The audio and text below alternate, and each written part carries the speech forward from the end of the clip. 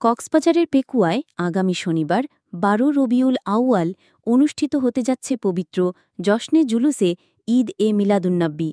মহানবী হজরত মোহাম্মদ মুস্তফা সাল্লাল্লাহু আলাইহি ওয়াসাল্লাম পৃথিবীর জমিনে শুভ আগমনকে স্মরণ করতে সর্বশেষ প্রস্তুতি গ্রহণ করেছে পেকুয়া উপজেলা ঈদে মিলাদুন্নবী উদযাপন পরিষদ। গতকাল বিকাল ৫টার দিকে পেকুয়ার অভিজাতুর রেস্টুরেন্ট রামিস কিচেনে সর্বশেষ প্রস্তুতি সভা অনুষ্ঠিত হয়। আলোচনা সভায় ঈদে মিলাদুন্নবী উদযাপন নিয়ে সাংবাদিকদের ব্রিফিং করা হয়।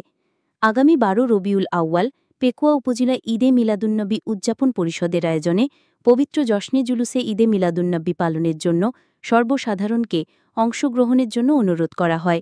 সভায় পেকুয়া উপজেলা পবিত্র ঈদে মিলাদুন্নবী উদযাপন পরিষদের সভাপতি অধ্যক্ষ ইউনুস কাদেরী, জুলুস ২০২৫ উদযাপন কমিটির আহ্বায়ক মুফতি মৌলানা সিদ্দিক আকবর মেহেরি, ঈদে মিলাদুন্নবী উদযাপন কমিটির সাধারণ সম্পাদক জাকের হোসেন, অর্থ সম্পাদক আলী আজম, মৌলানা কপিল উদ্দিন, মৌলানা ফোরকান উদ্দিন কাদেরী, আব্দুর রহিম সহ অনেকে উপস্থিত ছিলেন।